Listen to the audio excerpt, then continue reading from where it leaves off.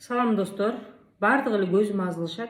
Эмнеге сен көзүңдү капкара кылып боёйсуң? Тениң жокпу? Башка тениң жокпу? Башка светке боёсуң болбойбу депчи. Болот. Башка светке боёсом да болот. Башка теним да бар. Бул деген краска эмес. Бул деген тен эмес. Карагыла, мына. Бул деген татуаж. Бул деген стрелка болчу. Ой, 2010-жылы Москвага келип, квартирада аябай көптөгөн адам жашачубуз да. Бир квартирада 10, 12, 13 адамдай жашачубуз. Ошондо мен жанымда бир кыз жашачу. Көрсө деген ал каш, көз, ушундай менен заниматься этет экен. Кирпик коет экен. Анан предлагать этип калат.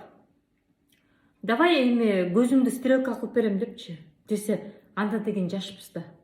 Өтө жашпыз. Кызыгып анан кылдырта койбоймбу? Кылдыртканда 1,5 миңге кылдырткам. Андан кийин, кылдырткандан кийин азыр 14 жыл өтүптүр. 14-15 жыл өтүптүр.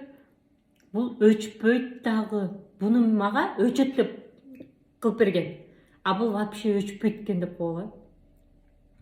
Азыр буну мучить этип, постоянно бул мучить этем деп койгон. Лазер таптым.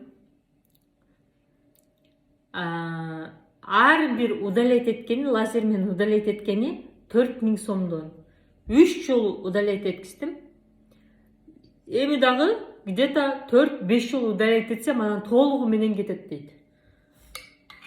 Алга чейин вообще кетпейт экен.